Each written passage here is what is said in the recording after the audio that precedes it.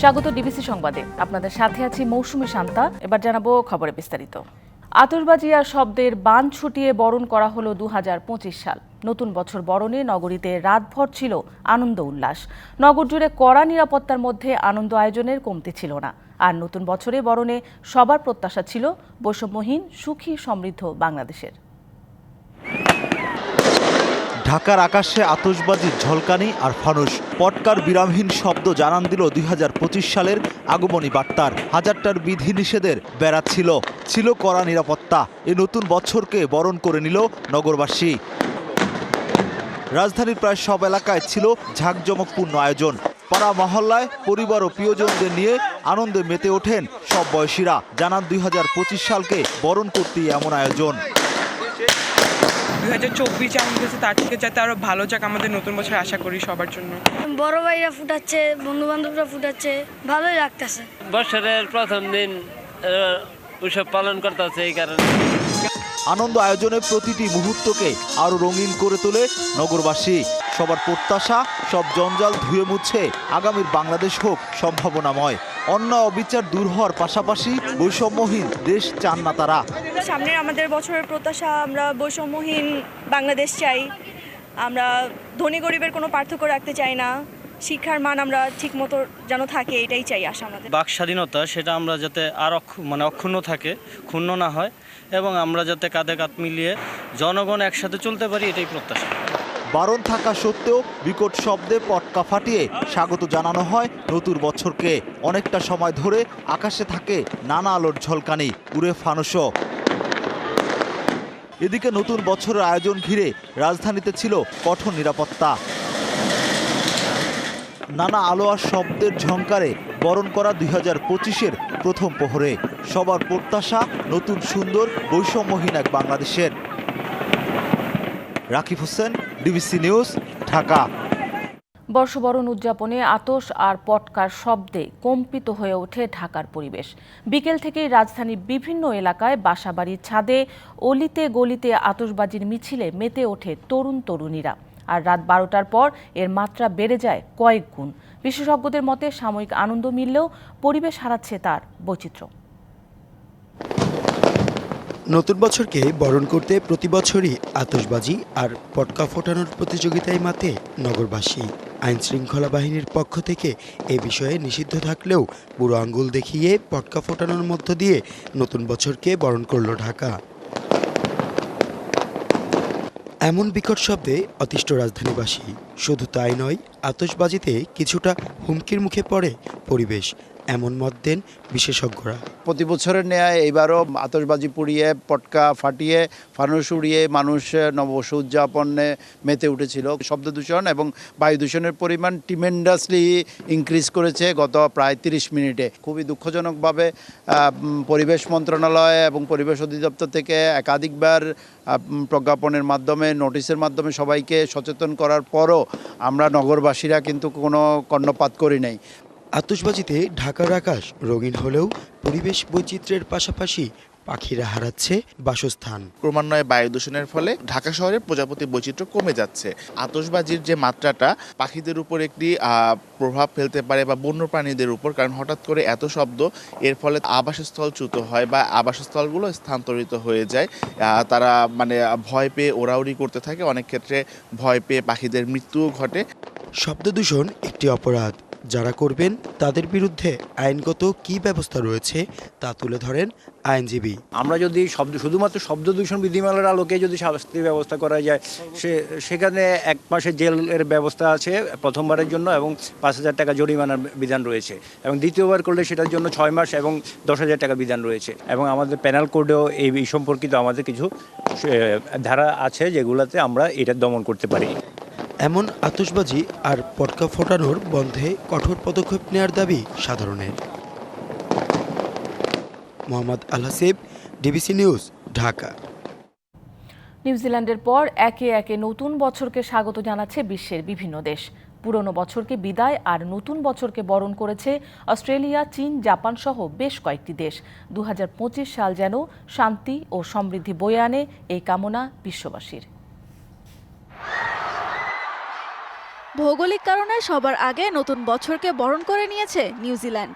জমকালো আয়োজন আর বর্ণিল আতশবাজির মধ্য দিয়ে নতুন বছরকে বরণ করে নেয় নিউজিল্যান্ডবাসী। এর পরপরই নতুন বছরকে বরণ করে নেয় অস্ট্রেলিয়ার সিডনিবাসী। বর্ণিল আলোকসজ্জা আর আতশবাজিতে ঝলমল করে ওঠে অপেরা হাউস। নববর্ষকে বরণ করে নিয়েছে বিশ্বের দ্বিতীয় বৃহত্তম জনসংখ্যার দেশ চীন। একই সময়ে নতুন বছরকে বরণ করে নেয় হংকংবাসী। ঐতিহ্যবাহী অনুষ্ঠানের মধ্য দিয়ে নতুন বছরকে স্বাগত জানিয়েছে উদীয়মান সূর্যের দেশ জাপান। রাজধানী টোকিওর টোকুদাইজি মন্দিরের সামনে ঘণ্টা বাজিয়ে নতুন বছরকে বরণ করে নেয় জাপানবাসী। ফিলিপিন্স ও মালয়েশিয়া সহ পূর্ব ও দক্ষিণ পূর্ব এশিয়ার বেশ কয়েকটি দেশ আতশবাজি প্রদর্শন ও ড্রোন শোয়ের মাধ্যমে নতুন বছরকে স্বাগত জানিয়েছে। ইউরোপের বিভিন্ন দেশে চলছে প্রস্তুতি। জার্মানির বার্লিনে নিরাপত্তা নিশ্চিতে মোতায়েন করা হয়েছে অতিরিক্ত ৫,০০০ পুলিশ। বিশ্বের সবচেয়ে বড় নববর্ষ উদযাপনের প্রস্তুতি নিচ্ছে ব্রাজিলের রিও ডি জেনিরোর কোপাকাবানার সমুদ্র সৈকত কর্তৃপক্ষ। প্রায় ২৫ লাখ মানুষ কোপাকাবানায় জড়ো হবেন বলে আশা করা হচ্ছে। নববর্ষ ২০২৫ উদযাপনে বর্ণিল সাজে সেজেছে যুক্তরাষ্ট্রের নিউ ইয়র্কের টাইমস স্কয়ার। সেখানে প্রায় ১০ লাখ মানুষের সমাগমের আশা করছে কর্তৃপক্ষ। সার্বিক নিরাপত্তা পরিস্থিতি অনুকূলে আছে বলে নিশ্চিত করেছে নিউ ইয়র্ক পুলিশ। এদিকে নতুন বছরে সবাইকে ঐক্যবদ্ধ হওয়ার আহ্বান জানিয়েছেন জাতিসংঘ মহাসচিব অ্যান্তোনিও গুতেরেস। এ সময় বিশ্বজুড়ে সমতা ও স্থিতিশীলতা বজায় রাখার ওপর জোর দেন তিনি। সানজিদা ইসলাম তন্নি, ডিবিসি নিউজ ডেস্ক। নতুন বছরের প্রথম সূর্যের এই ঝিলিকের মাঝে গণতন্ত্রের ভিত শক্তিশালী ও সুসংহত করার অপার সম্ভাবনার বার্তা দেখছেন রাজনীতিবিদ সহ বিশ্লেষকরা। যদিও তাদের অনেকের মতে নির্বাচনী সুরাহা ছাড়া ২০২৫ সালে দেশের রাজনীতির আকাশ একেবারে মেঘমুক্ত নয়। তবে তরুণদের মতে বৈষম্যহীন রাষ্ট্র বিনির্মাণে নতুন রাজনৈতিক বন্দোবস্তের বছর এটি। আর বিশ্লেষকরা বলছেন রাজনীতিবিদরা দেশ ও জনগণের স্বার্থকে সবার আগে বিবেচনা করলেই কেবল ২০২৫ সালের সূর্যোদয় নতুন অধ্যায়ের সূচনা করতে পারে। নির্বাচন নাকি সংস্কার, কাকে ঘিরে আবর্তিত হবে নতুন বছরের রাজনীতি? এই প্রশ্নের উত্তর অমীমাংসিত রেখেই ডুব দিয়েছিল ২০২৪ সালের শেষ সূর্য। ২০২৫ সালের সূর্যোদয় তাই বৈষম্যহীন নতুন বাংলাদেশ বিনির্মাণের অপার সম্ভাবনার পাশাপাশি জাতিকে বার্তা দিচ্ছে অনিশ্চয়তার কালো মেঘেরও। এখনো জনগণ ঘোলসার মধ্যে আছে। ২৫ সালেও যে ঘোলসার মধ্যে থাকবে না এটা তো জোর দিয়ে বলা কঠিন, যদি সরকারের সদিচ্ছা না থাকে। আমাদের বিজয় এসেছে, কিন্তু সেই বিজয়ে যে নির্বাচন, সেই নির্বাচনের কথা নাই। তাই আমরা মনে করি যে সরকারের ইমিডিয়েটলি উচিত একটা নির্বাচনী রূপরেখা দিয়ে দেওয়া। আওয়ামী লীগের একতরফা নির্বাচনের কারণে ১৫ বছর ভোটাধিকার বঞ্চিত হয়েছে জনগণ, আর জাতীয় সংসদ বঞ্চিত হয়েছে প্রকৃত জনপ্রতিনিধি থেকে। বাংলাদেশের রাজনৈতিক ইতিহাসে গণতন্ত্রের প্রতি জনগণের আশা আকাঙ্ক্ষা সবসময়ই ছিল অটুট।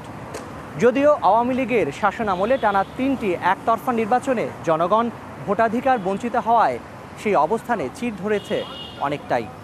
তবে ২০২৪ সালে তরুণ ছাত্র জনতার অদম্য আন্দোলন সেই দুঃশাসনের পতন ঘটিয়ে বাংলাদেশকে গণতন্ত্রের নতুন যাত্রাপথে নিয়ে আসে। তারই ধারাবাহিকতায় ২০২৫ সালের নতুন সূর্যোদয় দেশের ১৮ কোটি মানুষের এই ঐক্যকে আরও সুসংহত করার দুয়ারকে উন্মোচন করেছে। গণতন্ত্রের সংজ্ঞা যাতে শুধু ভোট প্রদানেই সীমাবদ্ধ না থাকে, সেজন্য ২০২৫ সালকে নতুন বাংলাদেশ বিনির্মাণের বছরে পরিণত করতে চায় তরুণরা। নতুন বছরে আসলে নতুনভাবে আমরা নিজেদেরকে ওয়াদাবদ্ধ করতে চাই যে এত শহীদের রক্তের উপর দিয়ে যাতে বাংলাদেশকে আমরা কোনোভাবেই যারা অযোগ্য তাদের হাতে ছেড়ে না দেই। যত রাজনৈতিক দল আছে সবার প্রতি আহ্বান থাকবে নতুন বছরে আসেন আমরা নতুন করে আমাদের দেশের যে তথাকথিত রাজনৈতিক পরিসর আছে, তথাকথিত রাজনৈতিক সংস্কৃতি আছে, এই সংস্কৃতিগুলো থেকে বেরিয়ে এসে আমরা একসাথে বাংলাদেশটাকে নতুন করে সাজানোর চেষ্টা করব। নতুন বছরে দেশের রাজনীতির সমীকরণেও নতুনত্ব আসার ইঙ্গিত দিলেন নেতারা। এই অন্তর্বর্তীকালীন সরকার যদি অবাধ নিরপেক্ষ নির্বাচন দিতে ব্যর্থ হয় এবং কোনো বাইরের ষড়যন্ত্র, ভেতরের কোনো অস্থিতিশীলতা, নৈরাজ্য যদি এই সরকারকে ব্যর্থ করে দেয়, তাহলে জাতির সামনে কিন্তু মহা দুর্যোগ নেমে আসতে পারে। আল্লাহ না করুক, আমরা সে আশঙ্কা করি। এই জন্য দেশের সকল রাজনৈতিক দল, সুশীল সমাজ, ছাত্র সমাজ, দেশপ্রেমিক সেনাবাহিনী এবং ফ্যাসিবাদ বিরোধী আন্দোলনে যারাই রাজপথে মাঠে ময়দানে রক্ত দিয়েছে, সংগ্রাম করেছে, সকল স্টেক হোল্ডার যারা, তাদের এই অবাধ নিরপেক্ষ নির্বাচনের জন্য সরকারকে সহযোগিতা করা উচিত। দেশে যেন আর কোনোদিন স্বৈর শাসন ফিরে না আসে, নতুন বছরের প্রথম দিন থেকেই এমন প্রত্যয়ে কাজ করবে রাজনৈতিক দলগুলো, প্রত্যাশা বিশ্লেষকদের। আমাদের দেশের একটা সমস্যা হলো কি, যারা ক্ষমতা হারায় তাদের মধ্যে মানে বেশিরভাগই ক্ষমতা পুনরুদ্ধারের জন্য এক ধরনের উন্মাদনায়, উন্মত্ততায় লিপ্ত হয়। এর ফলেও কিন্তু আমাদের জন্য কিছু বিপদ সৃষ্টি হবে। তো সেইটার থেকে দূরে থাকার জন্য গোটা জাতিকে ঐক্যবদ্ধ হতে হবে এবং তাদের মধ্যকার যারা যারা আছেন বিভিন্ন দল, বিভিন্ন মতপার্থক্যগুলো কমিয়ে আনতে হবে। তাইলেই আমরা একটা ভালো বছর পাবো, নতুন বছর পাবো। সব শ্রেণী পেশার মানুষের তাই একটাই প্রত্যাশা, ছাত্র তরুণ জনতার রক্তের উপর ভিত্তি করে যে ঐক্য গড়ে উঠেছে স্বৈরাচারের বিরুদ্ধে, তা যেন চির জাগরুক থাকে গণতন্ত্রের অতন্দ্র প্রহরী হিসেবে। জাকারি আহমেদ, ডিবিসি নিউজ, ঢাকা। বিএনপির আন্দোলন সংগ্রামের ভ্যানগার্ড হিসেবে পরিচিত জাতীয়তাবাদী ছাত্রদলের ৪৬তম প্রতিষ্ঠাবার্ষিকী আজ। দিবসটি উপলক্ষে দিন জুড়ে সংগঠনটির রয়েছে নানা কর্মসূচি। নেতাদের অনেকে বলছেন শিগগিরই পূর্ণাঙ্গ কমিটি ঘোষণা করা হবে ছাত্রদলের। আর জানুয়ারিতেই দেশের ২,০০০-এর অধিক শিক্ষা প্রতিষ্ঠানে গঠিত হবে নতুন কমিটি। এর মাধ্যমে সংগঠন গতিশীল হবার পাশাপাশি আগামী দিনের আন্দোলন সংগ্রামে দল আরও সক্রিয় হবে, এমন প্রত্যাশা সংগঠনটির নেতাদের। মানুষকে সংগঠন করতে হবে। শিক্ষা, ঐক্য ও প্রগতি, এই তিন মূলনীতিকে ধারণ করে ১৯৭৯ সালের ১ জানুয়ারি ছাত্রদল গঠন করেন বিএনপির প্রতিষ্ঠাতা শহীদ প্রেসিডেন্ট জিয়াউর রহমান। বাংলাদেশের স্বাধীনতা ও সার্বভৌমত্বের ৮০ দশকে দেশের শিক্ষা প্রতিষ্ঠানগুলোর ছাত্র সংসদে ছাত্রদলের উল্লেখযোগ্য অবস্থান ছিল। ৯০-এ স্বৈরাচার বিরোধী আন্দোলন কিংবা এর পরবর্তী সময়ে বিভিন্ন আন্দোলন সংগ্রামেও সামনের সারিতে দেখা গেছে সংগঠনটিকে। গেল ১.৫ দশকে পতিত সরকারের রোশনালে পড়ে সংগঠনটি। জেল জুলুমার মামলার জোটে অনেকটাই কোণঠাসা হয়ে পড়ে। সবশেষ ২০২৪-এর জুলাই-আগস্ট গণঅভ্যুত্থানে সব ডর ভয় শঙ্কা পিছে ঠেলে রাজপথে নিজেদের অস্তিত্ব জানান দেয় ছাত্রদল। আন্দোলনে প্রাণ হারান ১০০-র অধিক নেতাকর্মী। আন্দোলন সংগ্রামের নেতাকর্মীদের অবস্থান স্মরণ করে সংগঠনটির সাধারণ সম্পাদক বলছেন, ছাত্রদলের ভাবমূর্তি নষ্টে এখনও চলছে অপপ্রচার।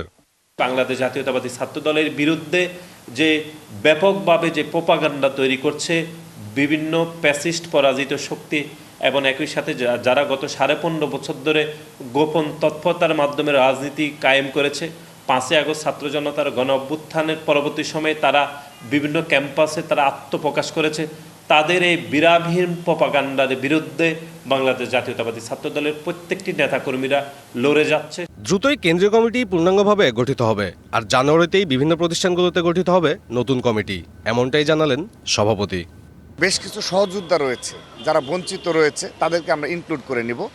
এটি হলো পূর্ণাঙ্গ কমিটি হলে তাহলে আমাদের কাজ শেষ হয়ে যাবে। ২,০০০-এর অধিক বিভিন্ন শিক্ষা প্রতিষ্ঠানে কেন্দ্রীয় সংসদে ৩৮টি টিম কাজ করেছে। জানুয়ারির পর থেকেই আমরা আমাদের সেই ইউনিটগুলোতে রেগুলার স্টুডেন্টদের দিয়ে আমরা বেশ কিছু সাংগঠনিক কাঠামো দাঁড় করাবো।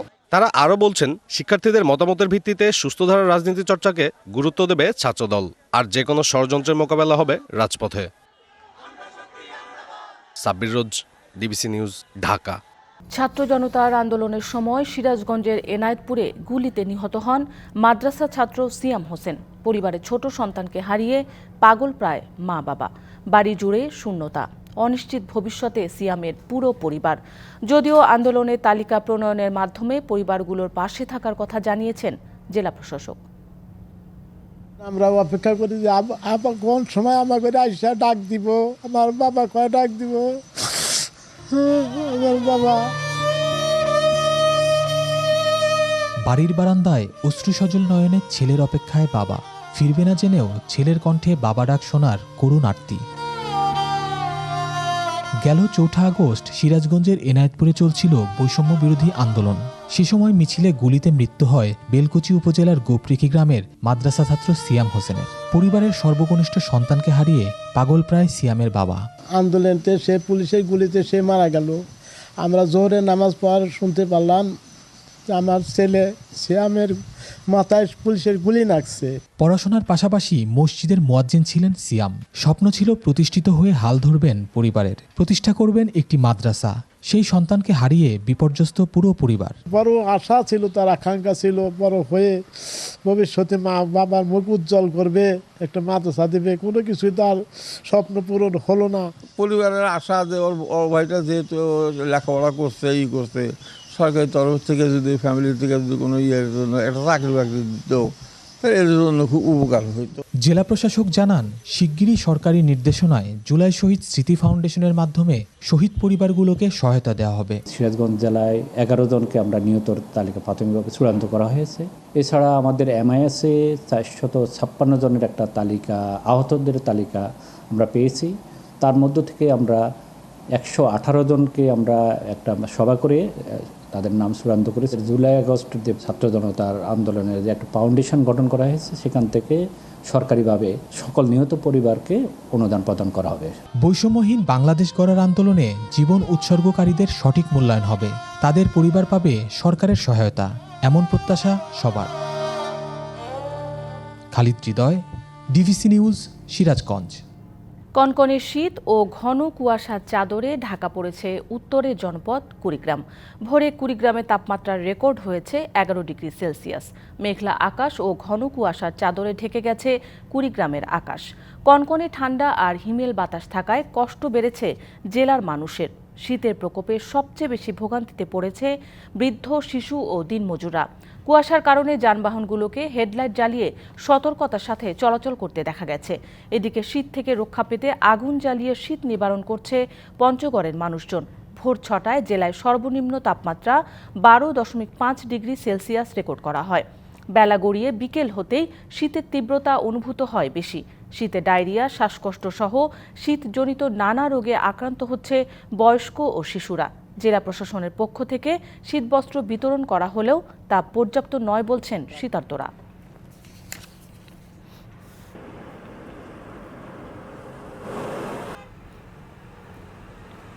কুড়িগ্রাম। উত্তরের হিমেল হাওয়ায় কুড়িগ্রামে জেঁকে বসেছে শীত। ঘন কুয়াশায় আচ্ছন্ন গোটা জনপদ। বিস্তারিত জানাতে যুক্ত হচ্ছেন সহকর্মী ওয়াহিদুজ্জামান তুহিন, এবং পাশাপাশি আমাদের সাথে যুক্ত হচ্ছেন পঞ্চগড় থেকে আরেক সহকর্মী। তো প্রথমে চলে যাচ্ছি কুড়িগ্রামে। তুহিন, কুড়িগ্রামে কি অবস্থা? শীতে জনজীবনের কেমন বিপর্যস্ত অবস্থা এবং তাপমাত্রা কত ডিগ্রি সেলসিয়াস রেকর্ড করা হয়েছে? আবহাওয়া বিভাগ কি বলছে যে এই শীত কতদিন চলবে?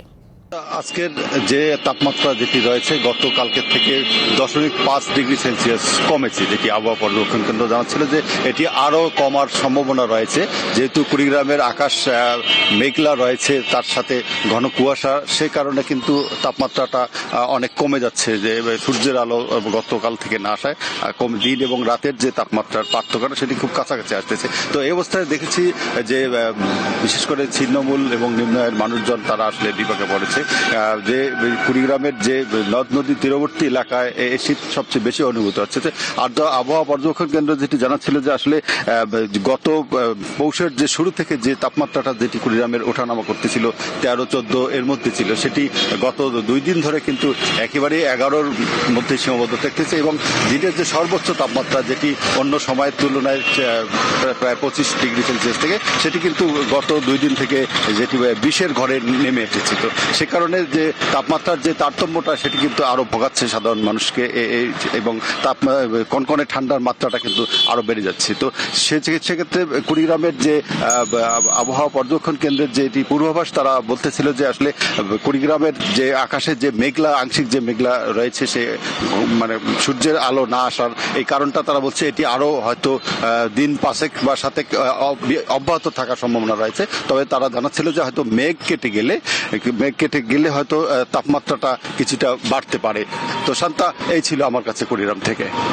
তুহিন, আপনাকে ধন্যবাদ। এবার চলে যেতে চাই পঞ্চগড়ে। সেখানে রয়েছেন আমাদের সহকর্মী আবু সালেম মোহাম্মদ রায়হান। রায়হান, পঞ্চগড়ের কি পরিস্থিতি আর এই আবহাওয়া জনজীবনে কি প্রভাব ফেলেছে? জি, শান্তা উত্তরের জেলা পঞ্চগড়ে কিন্তু এই পৌষের মাঝামাঝি সময়ে এসে একেবারেই জেঁকে বসেছে শীত।